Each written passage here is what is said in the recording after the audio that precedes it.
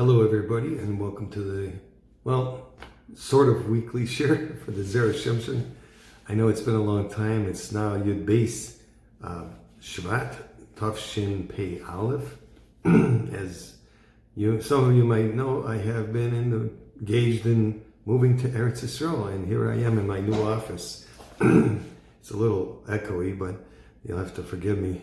This is a very special parsha because it's Beshalach, and the Jews finally got released and went through the Dead Sea, whatever, not the Dead Sea, but the Red Sea, Yam Suf, and we're about to investigate a little bit. I'm just going to start shortly and give you a big segula this week. This is a week full of Kedusha with Parshas Beshalach and Tu B'Shvat, and we'll see the segula a little bit later. So I'm going to read you a little bit from the Zera Shimshon in English. I don't even have my Sforim yet. They're still on the boat someplace in maybe in Cyprus.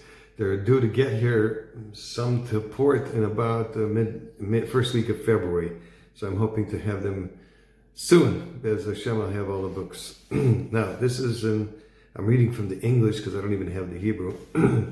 So it says, Omar Ayiv, Erdaif Asiga, Chalek Shola, Timlai Eimai Nafshi. That's a pasuk from Beshalach that we read every day in the davening. In the Psukei Zimra, the enemy said, I will pursue, I will overtake, I will divide spoils, my soul shall be filled with them. The first 5 words in the pasuk begin with the letter Aleph. Omar, Ayiv, Erdof, Asiga, and Achalek. Five Alephs. The question is why? The Egyptian exile was supposed to last 430 years. 5 times 86. 86 is the numerical value of the Shem Elokim, which is nature. Also the Shem Hateva, the same gematria as Hateva. Chazal tell us that the hardships of the exile lasted for 86 years, from when Miriam was born until they left Egypt. According to this calculation, the harsh enslavement took place only of the 1/5 of the time it should have lasted.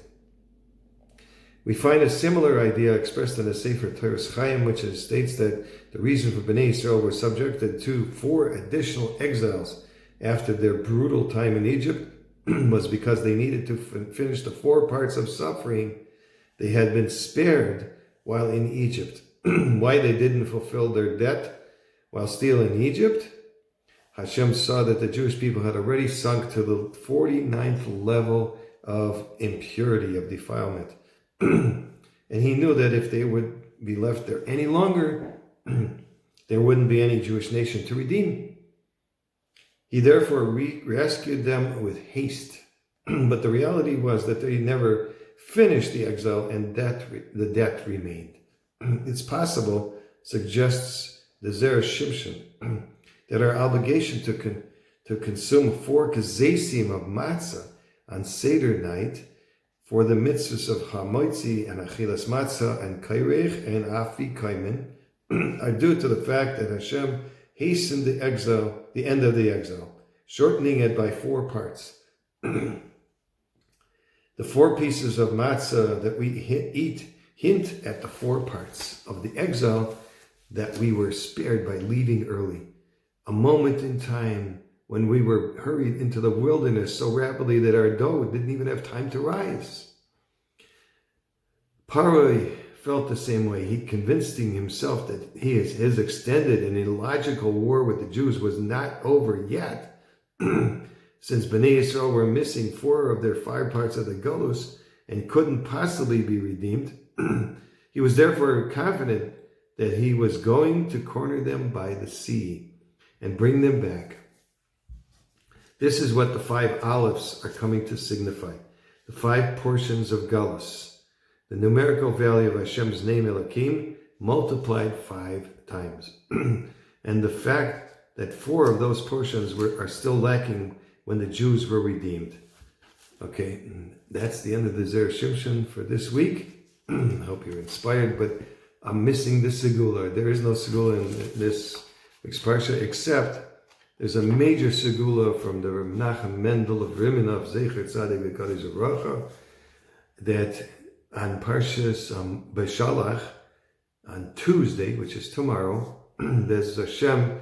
Everyone should say Shnai Mecha Echa Targum. That means read the Parsha of the Man, which is in Parshas Beshalach, and read it 2 times the Hebrew and 1 time the Aramaic translation. And that's a big segula for Parnasa.